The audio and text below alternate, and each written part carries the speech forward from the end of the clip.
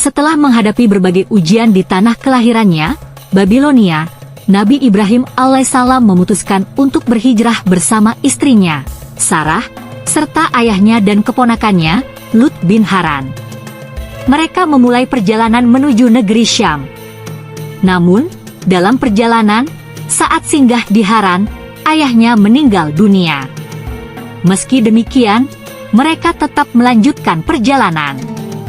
Dalam riwayat ahli kitab, disebutkan bahwa ketika Nabi Ibrahim alaihissalam tiba di negeri Syam, Allah subhanahu wa ta'ala mewahyukan kepadanya, "Sungguh, aku menjadikan bumi ini untuk anak keturunanmu setelahmu." Sebagai wujud rasa syukur, Nabi Ibrahim alaihissalam mendirikan sebuah altar dan kubah di sebelah timur Baitul Maqdis. Setelah itu, beliau bergerak menuju wilayah Tayamun yang berada di sekitar Baitul Maqdis. Namun, karena tanahnya yang tandus dan keras, Nabi Ibrahim alaihissalam akhirnya melanjutkan perjalanan ke negeri Mesir. Saat tiba di Mesir, negeri itu diperintah oleh seorang raja yang zalim. Kabar tentang kedatangan Nabi Ibrahim alaihissalam beserta istrinya yang sangat cantik segera sampai ke telinga sang raja. Tertarik, raja tersebut mengutus orang-orangnya untuk mencari tahu lebih lanjut.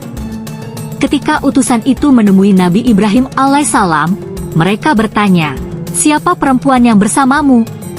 Nabi Ibrahim alaihissalam pun menjawab, "Dia adalah saudariku." Jawaban ini bukanlah dusta dalam arti sesungguhnya, melainkan taktik yang bijak.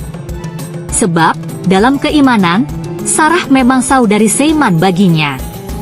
Setelah itu, Nabi Ibrahim alaihissalam berkata kepada Sarah, "Wahai Sarah, di bumi ini tidak ada orang beriman selain aku dan engkau. Mereka telah bertanya kepadaku tentangmu, dan aku katakan bahwa engkau adalah saudariku. Maka, jangan sampai engkau mendustakan perkataanku." Kemudian, Sarah dibawa menghadap sang raja. Saat raja hendak menyentuhnya, tiba-tiba tubuhnya kejang-kejang. Dalam ketakutan, raja berkata, "Doakanlah aku kepada Tuhanmu agar aku sembuh, aku tidak akan menyakitimu." Sarah pun berdoa, dan raja sembuh. Namun, setelah pulih, raja kembali mencoba menjamahnya, tetapi kejadian yang sama berulang. Kali ini, kejang yang dialaminya lebih parah. Dalam kepanikan, ia kembali memohon kepada Sarah, "Berdoalah lagi untukku, aku berjanji tidak akan mengganggumu." Sarah pun kembali berdoa, dan atas izin Allah, raja itu sembuh. Setelah mengalami 2 kali kejadian yang menakutkan, sang raja menyadari bahwa Sarah bukanlah perempuan biasa.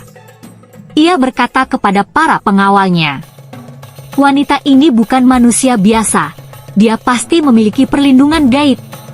Sebagai bentuk permintaan maaf dan untuk menyingkirkan dirinya dari masalah, sang raja memberikan seorang budak perempuan bernama Hajar kepada Sarah sebelum membiarkannya pergi.